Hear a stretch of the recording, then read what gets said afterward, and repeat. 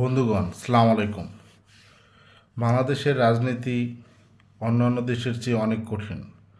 বাংলাদেশের মানুষের মনোভাব ঋতুর চেয়ে, নদীর যে পানির প্রবাহ তার চেয়েও বেশি পরিবর্তনশীল। কোনো গ্যারান্টি নেই। কখনো দেখা যায় যে দেশের জন্য অনেক ভালো কিছু করেছেন, তার ছোট একটা ভুলের জন্য সে সবচেয়ে খারাপ হয়ে যায়। সে আরও কেন ভালো করলো না, সে আরও কেন এইটা করলো না, ওইটা করলো না, এই দোষ দিয়ে তাকে সবচেয়ে বেশি জঘন্য রাজনীতিবিদ হিসেবে আখ্যা দেয়। আবার কখনো কে কোনো ভালো কিছুই করে নাই, কোনো তার যোগ্যতাই নেই, কিন্তু তাকে সবচেয়ে বড় নেতা করে রাখে, যার নেতা হওয়ার যোগ্যতাই নেই। কখনো কেউ বিপদের সময় দায়িত্ব নিয়ে ভালো কিছু করতে চায়, কিন্তু দেখা যায় সেই সবচেয়ে খারাপে পরিণত হয়।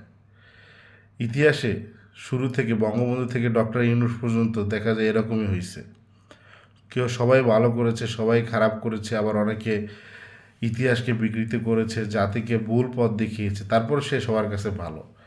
আবার কেউ অনেক কিছু ভালো করেছে দেশের জন্য, মানুষের জন্য, কিন্তু তার ছোটোখাটো কাজের কারণে তার সেই সব কর্ম সব বিলীন হয়ে গেছে।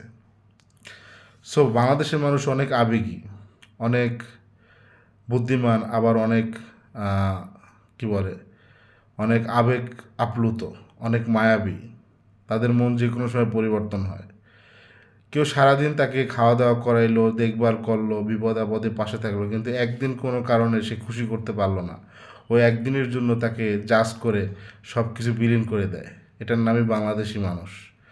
আবার কাউকে মনে ভালো লাগছে, তাকে সব কিছু দিয়ে দেয়। সো বাংলাদেশের মানুষ অনেক মনের দিক থেকে অনেক বড়, আবার অনেক ছোট, অনেক আবেগী, অনেক সাদা মাটা মনের মানুষ।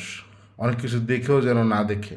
যারে ভালো লাগে তার কোনো অন্যায় যেন চোখে পড়ে না, আর যারে খারাপ লাগে তার হাজারটা ভালো করলেও যেন তার কোনো কিছু ভালো লাগে না।